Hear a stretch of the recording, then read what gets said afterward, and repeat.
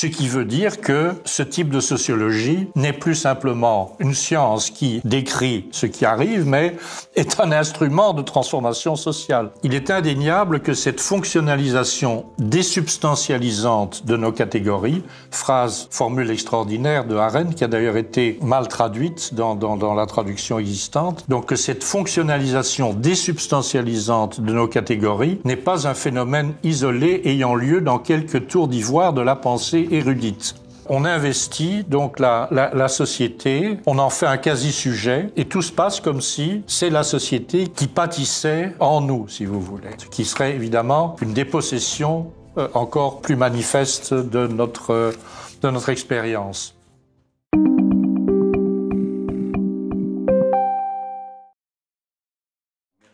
ben voilà.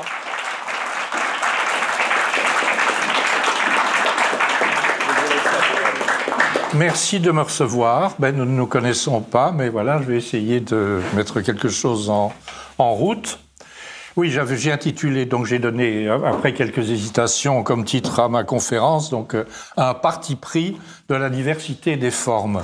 Ce qui est, il faut une manière, pour moi-même, de paraphraser une thèse que j'avance dans le premier chapitre de ce livre, à savoir qu'il y aurait eu dès l'Antiquité, à travers Aristote en particulier, une décision originaire, un choix ontologique premier de l'Occident concernant la manière de voir l'être en général, une décision en faveur des formes différenciées contre la représentation d'un réel censé être constitué en dernière instance d'un substrat unique élémentaire. Voilà, ça c'est la thèse générale. Et en réfléchissant à la manière de donner un titre, je me suis dit, au fond, choix originaire, je pourrais dire aussi un parti pris de la diversité des formes. Alors, ayant mis ça par écrit, je me suis rendu compte qu'au fond, ce terme de parti pris méritait un commentaire. Parti pris, c'est un choix premier, on prend parti pour quelque chose contre autre chose. Ce qui implique qu'il y a plusieurs éventualités coprésentes, et cela signifie aussi que l'éventualité retenue, dans un cas comme dans l'autre, n'était nullement ni évidente ni nécessaire. Alors, étant donné que ici je m'adresse à un public politique, je pense qu'il y a quelque chose, un exemple qui va vous parler. Prenons comme exemple ce parti pris, le parti pris de la liberté et de la souveraineté. C'est un choix préalable, une décision pour la liberté contre la servitude, car la servitude est une autre éventualité coprésente.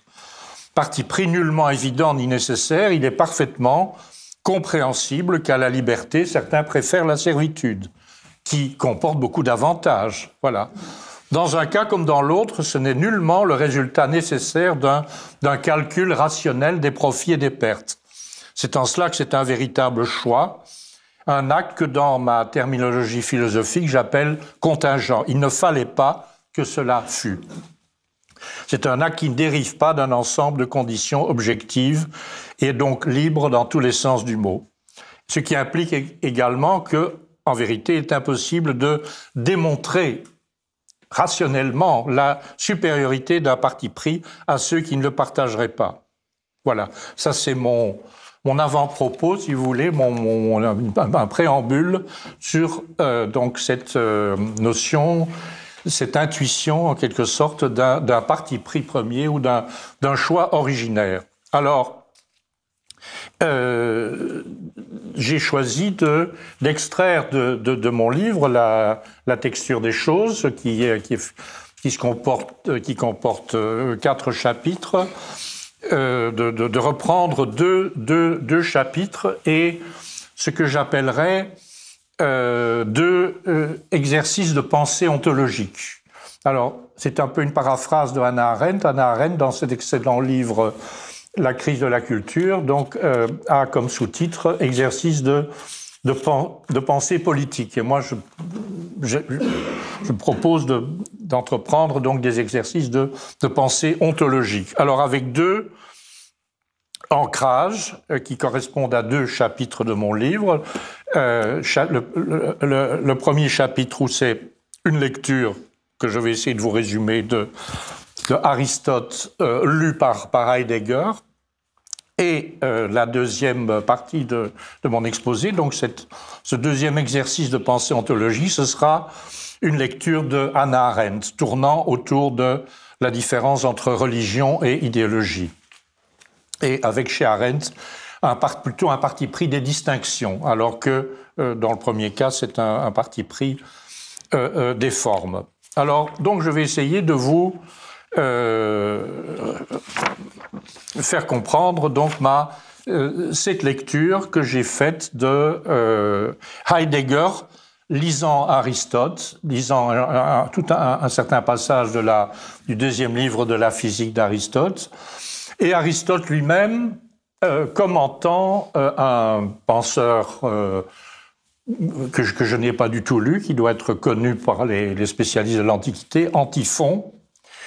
Et donc, si vous voulez, je me suis dit, tiens, c'est un peu, il y a toujours une boutade, l'homme qui a vu l'ours. Hein. Bon, ben ici, ce sera De Witt qui a lu Heidegger, qui a lu Aristote, qui a lu Antiphon. Voilà. Mais j'espère donc reconstituer cette lecture. Alors, donc je vais vous lire des extraits de l'écrit donc d'Aristote sur la physique et puis suivi donc de la manière dont Heidegger le commente. Et donc là, c'est Aristote qui résume de manière critique donc la pensée d'un penseur qui s'appelle Antiphon. Ainsi donc, il semble à certains que la nature et la substance de toute chose est l'indifférencié premier, correspondant à chacun. Ainsi, la nature du lit est le bois, celle de la statue, les reins. La preuve en est, dit Antiphon, que si on enfouissait un lit dans la terre et que la pourriture eût assez de force pour en faire encore sortir un rejeton, ce n'est pas un lit qui serait reproduit, mais du bois. Car, disait-il, l'un n'est qu'accidentel, alors que l'autre est la substance vraie qui demeure, tout en étant continuellement modifiée par des changements. Donc il y a un choix premier, une préférence pour l'indifférencié, par opposition donc à la forme et à ce qui se dégage de cet indifférencié. Ce que Heidegger commente de la manière suivante, dans tout un long commentaire d'Aristote qui se trouve dans le volume qui s'appelle Question 2. Mais comment le sophiste Antiphon, qui vient de l'école des Éléates, interprète-t-il cela? Il dit, conformément à la nature, est véritablement et uniquement la terre, l'eau, l'air, le feu. Mais ainsi tombe une décision de la plus grande portée. Eine Entscheidung von größter Tragweite, c'est vraiment des termes très forts. Une décision de la plus grande portée, à savoir que ce qui à chaque fois apparaît comme davantage par rapport à la simple terre, par exemple le bois qui se forme à partir d'elle, ou bien le lit fabriqué à partir du bois. Donc, à nouveau, quelque chose qui se détache et qui est davantage, est en fait moindrement étant. Moindrement étant. Étant, c'est évidemment le vocabulaire de Heidegger, Sein en allemand, est en fait moindrement étant, car ce davantage a le caractère de l'articulation, de la typisation, de l'ajointement et de la structuration. Donc voilà la mise en évidence donc de cette critique, on peut dire, de cette pensée d'Antiphon ou d'autres philosophes analogues, donc un parti pris, oui, pour employer mon vocabulaire, donc ce qui pourrait tout de même nous apparaître comme davantage, puisque se dirigeant vers une forme, au fond, pourrait être considéré comme moindrement étant. Avec donc là, évidemment, cette manière de raisonner, au fond, il y a donc en quelque sorte des degrés dans l'être. Il y a des parts de la réalité qui seraient inférieures ontologiquement parlant, et d'autres supérieures. Alors, quand on lit Aristote, ça se prolonge de la manière suivante. Il y a un autre paragraphe que je vous lis, donc, où il dit « D'une certaine manière, on peut appeler nature la matière première sous-jacente à chacun. » Matière première, proté-ulé. Mais d'une autre manière, c'est la forme. D'une autre manière, c'est la forme, morphée, et leidos, selon la définition. Par conséquent, d'une autre manière, la nature de ces êtres est la forme et leidos. Donc il y a véritablement de la part d'Aristote qui semble hésiter, qui dit voilà, on peut avoir un certain point de vue, dire voilà, au fond, pourquoi pas retenir la matière première comme le véritablement étant, mais d'un autre côté, donc il met lui-même en évidence que ce serait tout de même la forme et donc morphée et eidos qui serait la substance véritable des choses. Ce qui irait dans le sens d'un commentaire que j'ai trouvé de Alan Bloom qui commente le banquet de Platon et dit dans son interprétation de la nature, Diotime, qui est cette personne citée par Socrate, donne la première place aux espèces visibles. Elle n'est pas atomiste, elle voit plutôt les atomes homogènes gouvernés par les espèces ou les formes hétérogènes des choses. Cela reflète un changement dans l'ontologie ou la compréhension de la nature lié à la démarche de Socrate, celui-ci s'étant détourné de l'effort pour voir les atomes au profit de la considération des formes diverses des choses. Les atomes comme tels ne peuvent être vus, mais la raison conclut à leur existence comme au substrat des choses que nous voyons. Donc c'est aussi un parti pris du visible, un parti pris des formes visibles, des formes qui nous entourent, qui font partie de notre monde, et contre un autre parti pris qui consiste à privilégier l'invisible ou privilégier notamment les atomes ou la forme élémentaire. Voilà, ça c'est donc une première indication donc sur cette manière, ces deux accentuations possibles dans le rapport qu'on a au monde, à la réalité. Et je note, alors je relève aussi encore un autre passage d'Aristote, et je cite, « Certains ont dit que la nature c'est la terre, d'autres que c'est le feu, certains que c'est l'air, d'autres que c'est la terre. » L'un d'entre eux a dit que soit l'un de ces éléments, soit tous ensemble, c'était toute la substance et que tout le reste, c'était des états de ceux-là, des habitudes et des dispositions. Alors là apparaît un élément qui me semble extrêmement important, c'est ce que j'appelle une structure ontologique consistant à dire, au fond, les formes visibles, mais aussi les expériences humaines qu'on peut avoir, ne sont que des états d'un substrat caché, en quelque sorte, des états de ceux-là. Structure ontologique dans laquelle les êtres, les choses, et notamment les êtres vivants, ne sont plus origine du mouvement et du repos, comme selon la définition d'Aristote, mais sont subordonnés à un substrat extérieur et donc, je dirais, dénucléés, dépossédés. Et cela peut valoir aussi pour les êtres humains.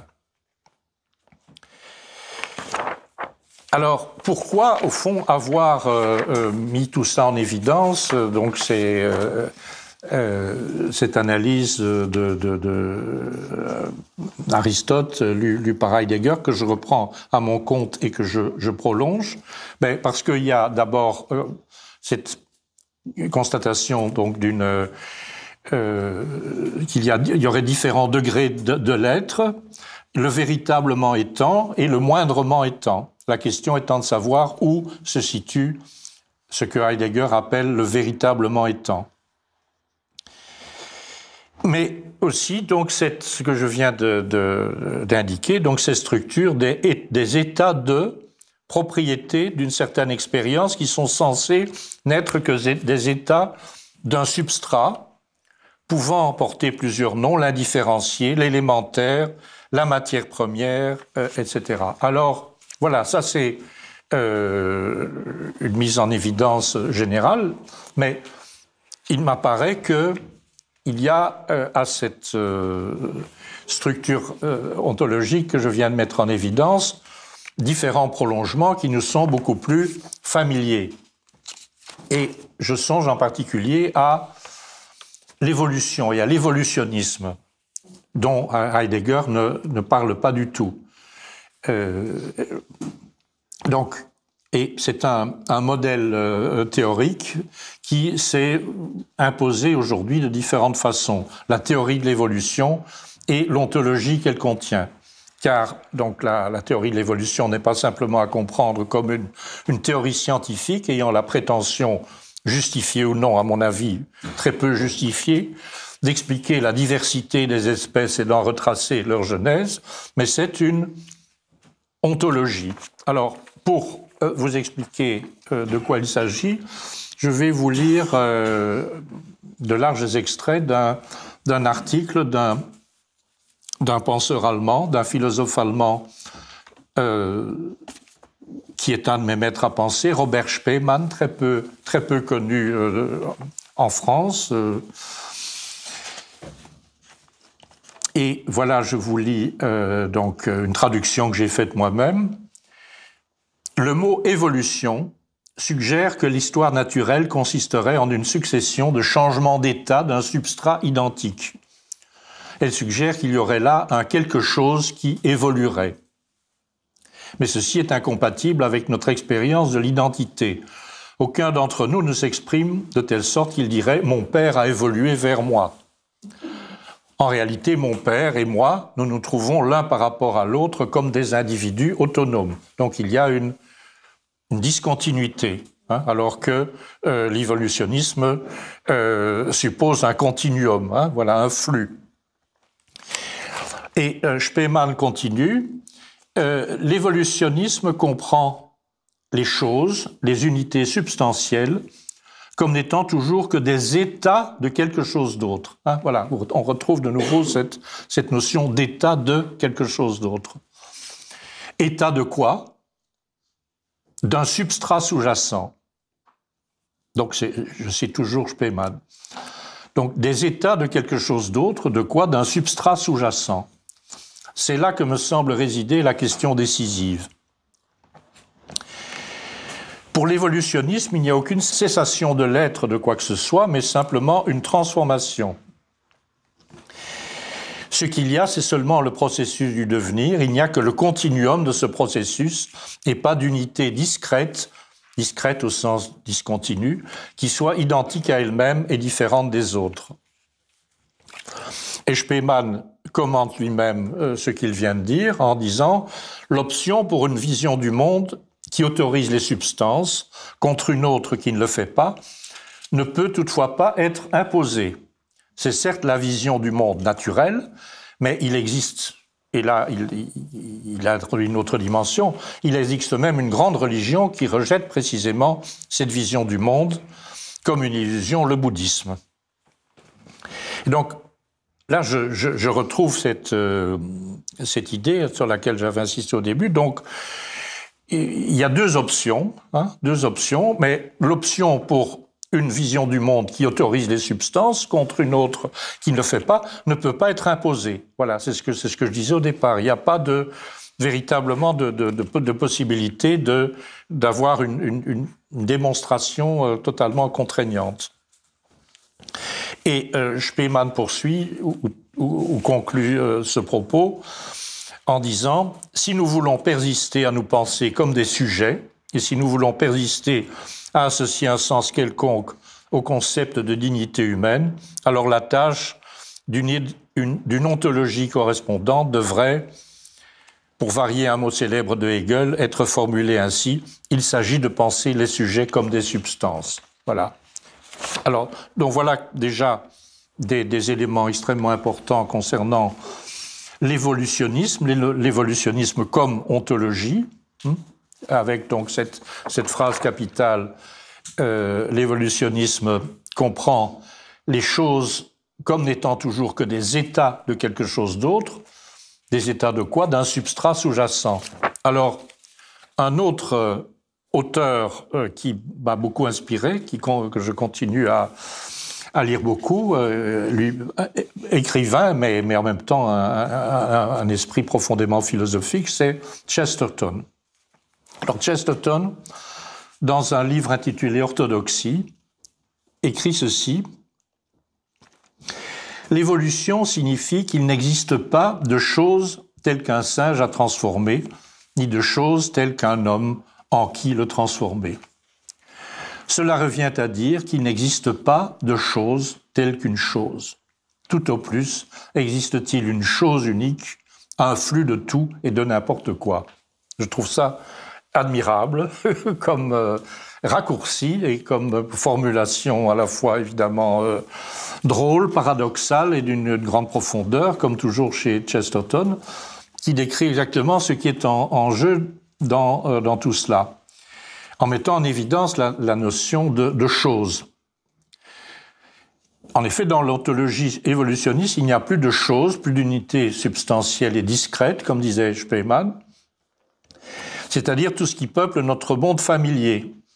Il n'y a plus qu'un flux unique, un continuum, un substrat sous-jacent qui est semblé supposer être la réalité fondamentale. Et là, il y aurait des recherches à faire que je n'ai pas pu faire pour l'instant. Il me semble que ça correspond, une chose unique, ça correspond aussi à l'idée d'une substance unique, comme dans la pensée de Spinoza. Et donc, ce qui est intéressant dans cette phrase de Chesterton, c'est la mise en évidence de la notion de chose. Donc, dans cette ontologie évolutionniste, et qui, comme je le disais, est déjà préfigurée dans certains éléments de la philosophie ancienne, il n'y a plus de choses. Voilà. Et choses, au fond, c'est les choses et les êtres, comme êtres différenciés. Ce qui explique d'ailleurs indirectement l'intérêt que certains écrivains ou certains penseurs ont pu attacher à l'idée même de chose. Je songe à Francis Ponge, le parti pris des choses. Je songe à un certain poème de Zbigniew Herbert, le polonais, que j'admire beaucoup, et une conférence de Heidegger aussi sur les choses. Donc il y a quelque chose comme à l'encontre de cette dissolution, en quelque sorte, dans un flux indifférencié. On peut retrouver un intérêt pour les choses, dire au fond, et voir au fond dans les choses, dans les objets quotidiens, comme le galet de Francis Ponge ou d'autres objets, mais en quelque sorte des soutiens qui nous renvoient à notre propre humanité ou à notre propre dignité humaine. Enfin, ben voilà, ça c'est tout un développement qui resterait à faire que je ne peux pas évoquer ici. Donc voilà, donc ce que je retiens de tout ça, donc c'est cette pensée un type de pensée pour laquelle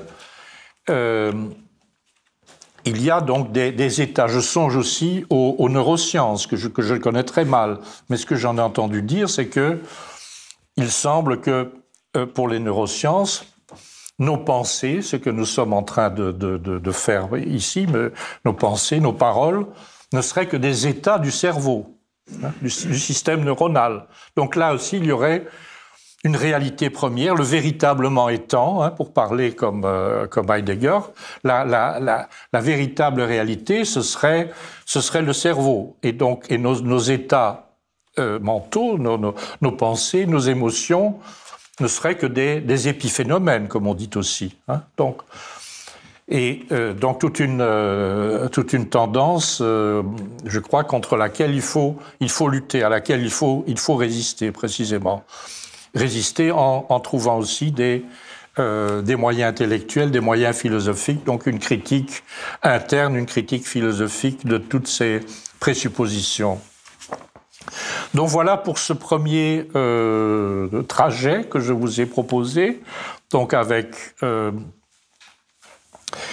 Aristote, Heidegger, et avec donc un prolongement jusqu'à la théorie de l'évolution. Alors maintenant, il y aurait beaucoup de choses à dire que je suis en train des choses que je suis en train d'élaborer, à savoir un certain modèle ontologique que j'essaye de reconstituer avec précisément ces notions que j'ai introduites et qui consistent à retrouver, au fond, une pensée des substances, une redécouverte de l'idée même de substance comme ce qui est au fond un support de l'autonomie, une forme d'autonomie et de liberté.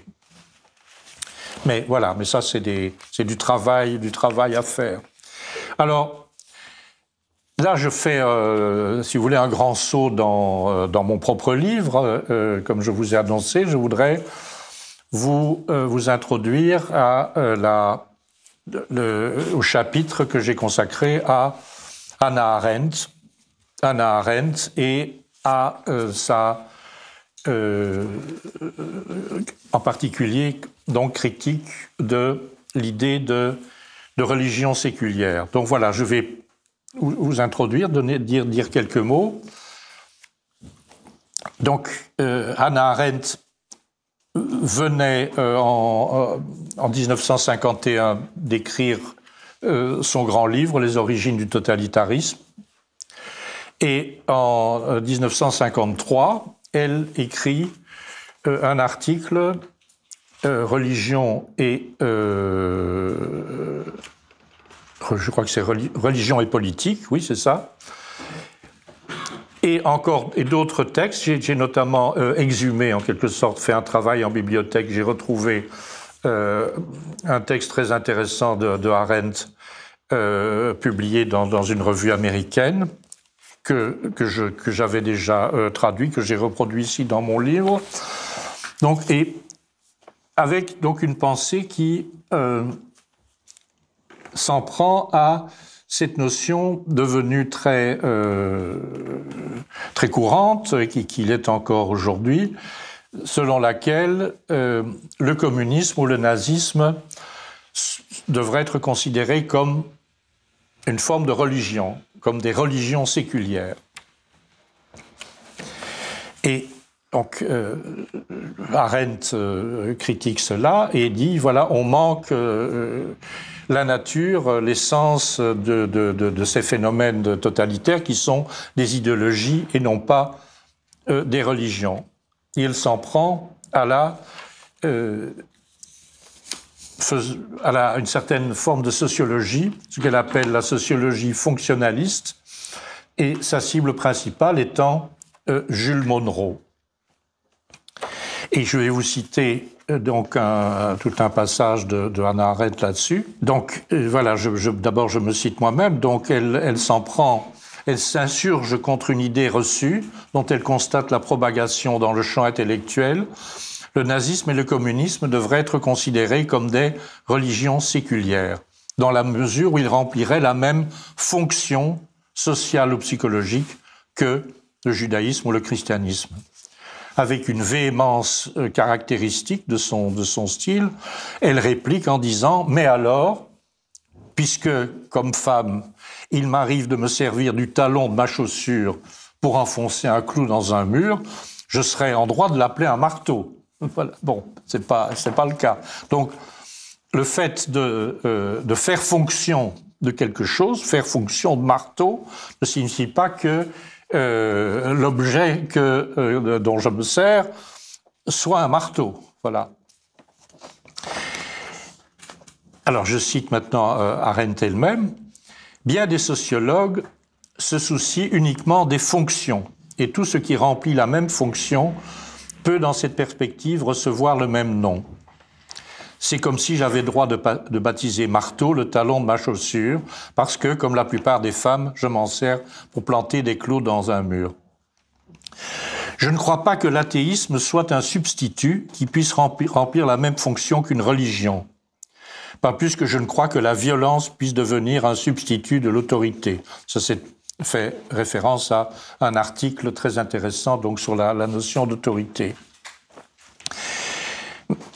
Mais je suis tout à fait convaincu que nous n'aurons pas de difficulté à produire de tels substituts et que notre redécouverte de l'utilité fonctionnelle de la religion produira un ersatz de religion, comme si notre civilisation n'était pas suffisamment encombrée de toutes sortes de pseudo-choses et de choses dépourvues de sens.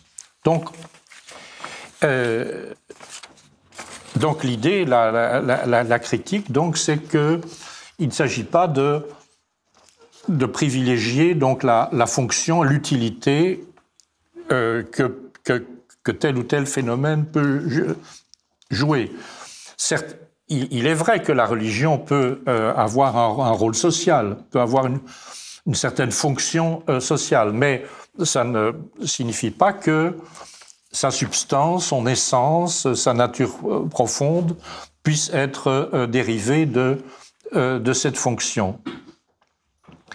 Et donc, ça amène Arendt donc à constater que donc on vit de plus en plus dans un monde où il n'y a plus que des substituts, des ersatz, une situation où on considère que des substituts, des ersatz, peuvent tout aussi bien faire l'affaire puisqu'ils remplissent la même fonction. Donc on perd de vue donc la nature propre des choses. Ce qui d'ailleurs, ce qui est intéressant à constater, c'est que sur ce thème-là, donc de le fait d'être remplaçable, elle rejoint des idées exprimées par Heidegger un peu plus tard, enfin dans des séminaires, où Heidegger dit être aujourd'hui, c'est être remplaçable. Alors là aussi, donc j'ai le sentiment que Arendt, dans ces différents textes, dans ces différents articles, en vient à esquisser une conception critique proche de ce que j'ai mis en évidence plus haut avec être des états de quelque chose. Citation de Arendt. L'homme moderne est devenu de manière croissante une simple fonction de la société. Voilà, je la cite encore un peu plus longuement. Il est indéniable que cette fonctionnalisation désubstantialisante de nos catégories, formule extraordinaire de Arendt, qui a d'ailleurs été mal traduite dans la traduction existante, donc que cette fonctionnalisation désubstantialisante de nos catégories n'est pas un phénomène isolé ayant lieu dans quelques tours d'ivoire de la pensée érudite. Elle est étroitement liée à la fonctionnalisation croissante de notre société ou au fait que l'homme moderne est devenu de manière croissante une simple fonction de la société. Le danger tient à ce que nous pourrions bien être tous en train de devenir des membres de ce que Marx appelait encore avec enthousiasme une humanité socialisée. Et donc, ce qui est intéressant, c'est que son point de départ, si vous voulez, c'est une critique des sociologues, donc on pourrait dire critique épistémologique, etc. Mais en réalité, elle met le doigt sur une transformation potentielle ou réelle de la société elle-même. Ce qui veut dire que ce type de sociologie n'est plus simplement une science qui décrit ce qui arrive, mais est un instrument de transformation sociale, et tend à imposer un nouveau modèle humain, si vous voulez, de qui, je pense, est une critique assez fondamentale adressée à beaucoup de sciences humaines ou dites humaines.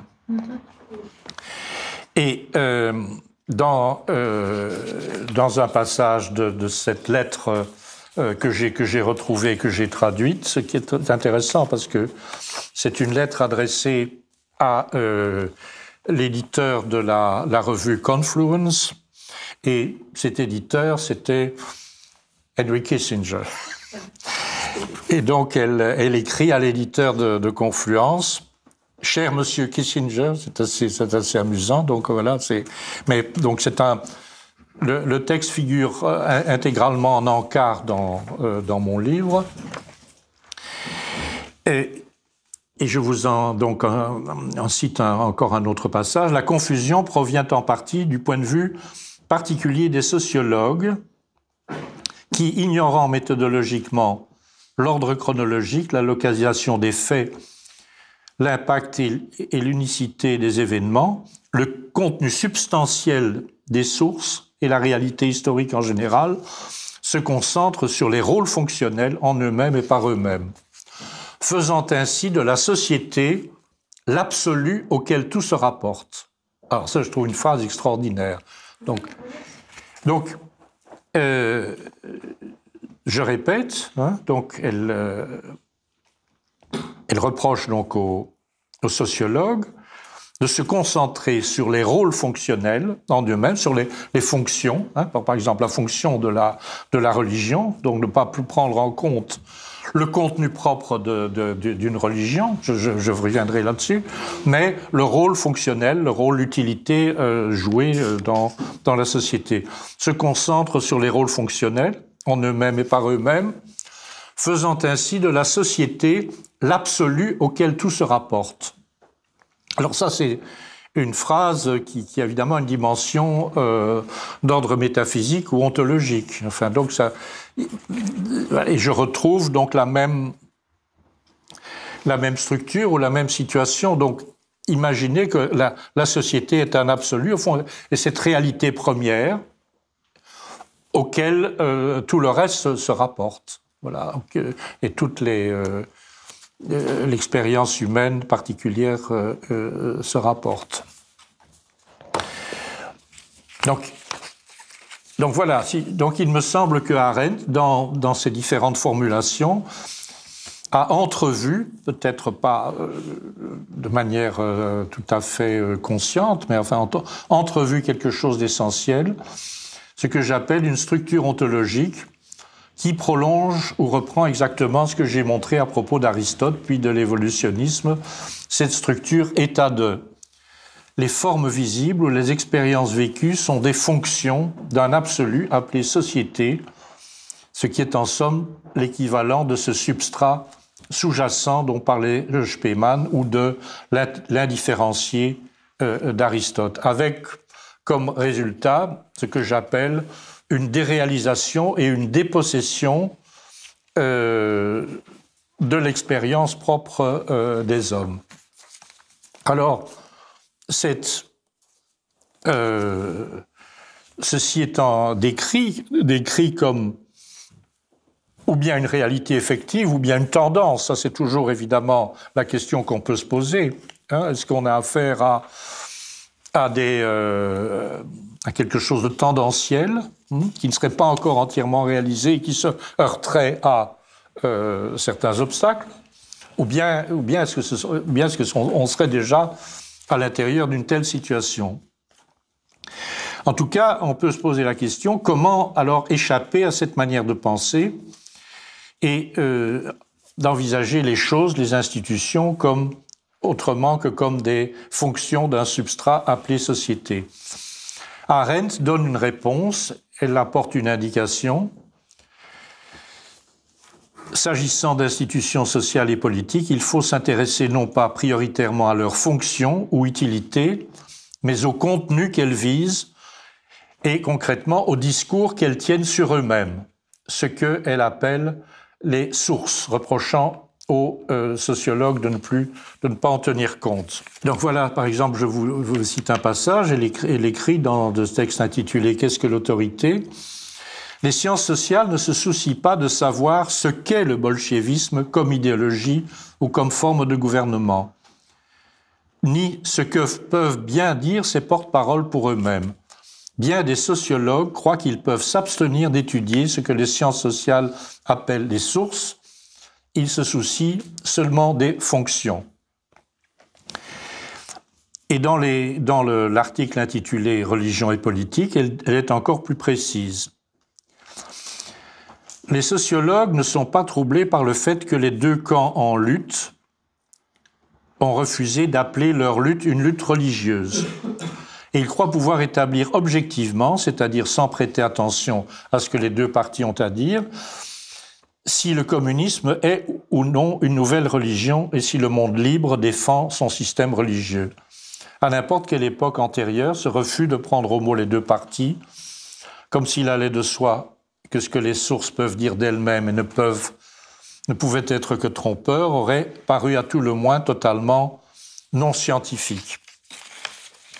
Et j'ai moi-même dans une conclusion partie de conclusion de mon livre, j'ai commenté cela. Et en citant cette fois, alors non plus simplement Hannah Arendt, mais Rémi Brague, mon ami Rémi Brague, enfin que vous connaissez très certainement, et Rémi Brague a de la même façon que Hannah Arendt donc réagi contre l'emploi fréquent de ce terme de religion séculière. Je cite Brague. Nous succombons trop souvent à la tentation de caractériser comme des religions des phénomènes qui ne se comprennent nullement comme tels. C'est le cas des idéologies des régimes totalitaires qui passent pour des religions séculières, des religions politiques. Comme Arendt, Brague souligne ce point essentiel, ce sont des phénomènes qui ne se comprennent pas comme des religions. Et je commente ceci en écrivant il faut rappeler inlassablement cette exigence fondamentale envers un phénomène social tel qu'il soit. À propos du wokisme comme à propos du communisme, il faut se déprendre d'une considération extérieure et porter son attention vers la manière dont les sujets de ces idéologies se comprennent eux-mêmes. C'est une exigence d'ordre méthodologique, mais également d'ordre éthique, et cela signifie qu'il faut toujours partir du discours que les hommes tiennent sur eux-mêmes, de la manière dont ils se voient et se comprennent, si aberrant que puisse paraître leur comportement. Alors, donc voilà, j'en ai à peu près terminé, donc ce que je voulais dire sur Hannah Arendt.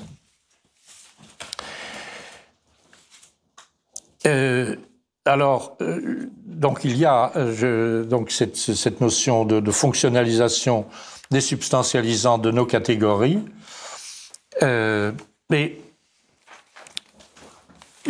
il m'est apparu que peut-être, donc en lisant alors encore un autre auteur qui m'importe beaucoup, qui est Hans Jonas, il y a peut-être une autre encore direction qui se précise, qui irait aussi dans le sens au fond d'une dépossession de l'expérience humaine. Mon attention a été éveillée par une lecture de Jonas, dont Hans Jonas, l'auteur du principe responsabilité, mais qui s'est aussi longuement penché sur des questions qu'on peut appeler bioéthiques.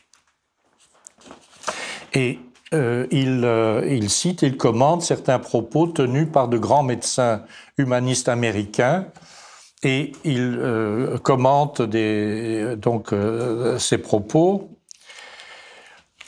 Et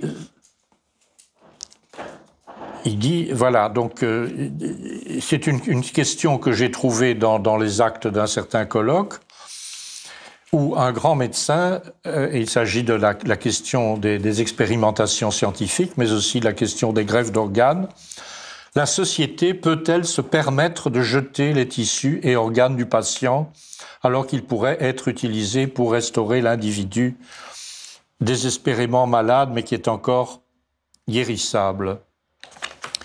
Et Jonas se demande qu'est-ce que ça veut dire ici, la société.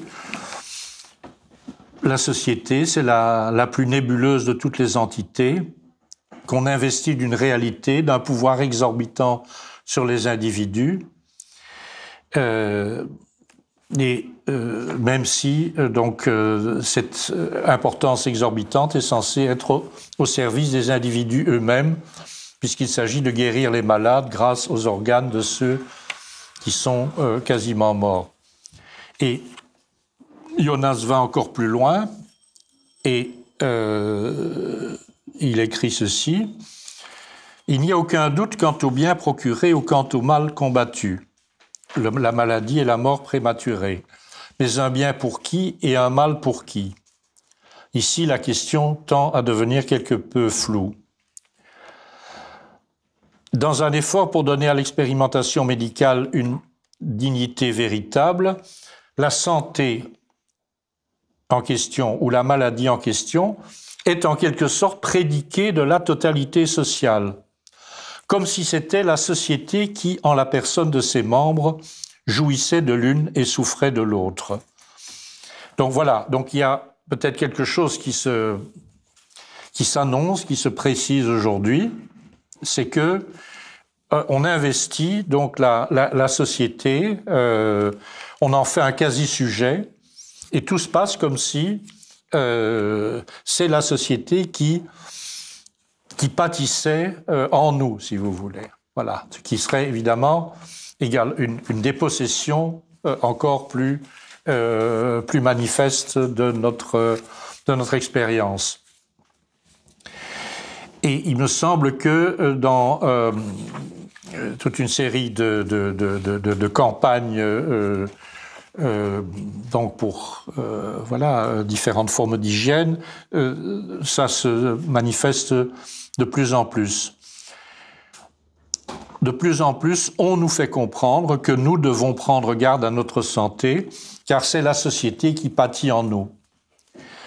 Et la dépossession ontologique, que des êtres singuliers soient privés d'être et de réalité, conduirait à une dépossession sociale et politique. Donc voilà, ça c'est une nouvelle idée qui m'est apparue dans cette réflexion et que j'avais envie de développer, qui aurait été un sujet que j'aurais aimé présenter ici, et finalement donc je suis revenu à cette manière d'en rester à mon livre tel que je l'ai présenté. Alors, donc, voilà, donc ce que je peut-être encore quelques considérations donc sur cette idée de parti pris. Donc, je pense que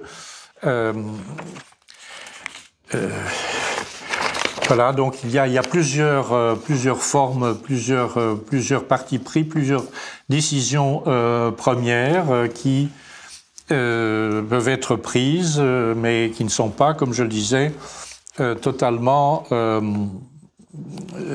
démontrables. Et mon propre choix originaire, celui que je mets en avant et revendique de différentes manières, peut être caractérisé comme un parti pris de l'excellence, comme un privilège reconnu à ce par quoi les choses en général, et les êtres vivants en particulier, se détachent du fond matériel auquel ils demeurent malgré tout, bien sûr, rattachés comme un substrat. On peut décrire cela comme un certain regard. Comment décide-t-on de regarder les choses et les êtres? Il est impossible de démontrer rigoureusement la supériorité d'un choix originaire.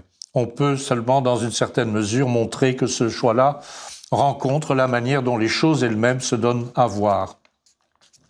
Et pourtant, même si je rejette, par exemple, le parti pris de l'indifférencié, je peux aussi le comprendre. On peut comprendre un autre choix originaire, ainsi comprendre un auteur qui considère que le réel par excellence, le véritablement étant, c'est non pas la forme, mais le substrat matériel. Jusqu'à un certain point, je le comprends, mais il est vrai aussi que je le plains et même que je le méprise, car à mes yeux, il ne fait que suivre une pente fâcheuse et il a cédé à ce que j'appelle la tentation de l'indifférencié. mais je ne dispose en vérité d'aucun argument rationnel pour démontrer que cette autre personne a eu tort, et donc il y a là de ma part une forme de scepticisme.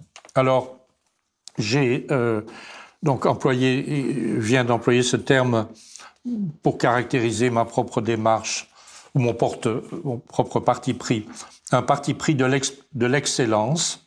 Et je voudrais terminer en vous citant un passage de Goethe, le grand Goethe, qui était lui-même aussi un naturaliste, qui écrit aussi un livre intitulé La métamorphose des plantes.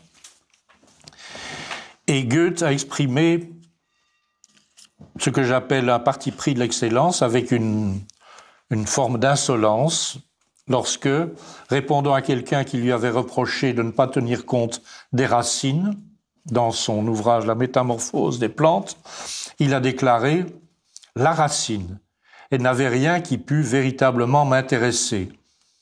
Car qu'est-ce que j'ai à faire d'une configuration faite de fils, de filaments, de protubérances, de tubercules, qui peut se manifester tout au plus en une variation déplaisante où apparaissent d'infinies variétés, mais jamais en un accroissement, eine Steigerung.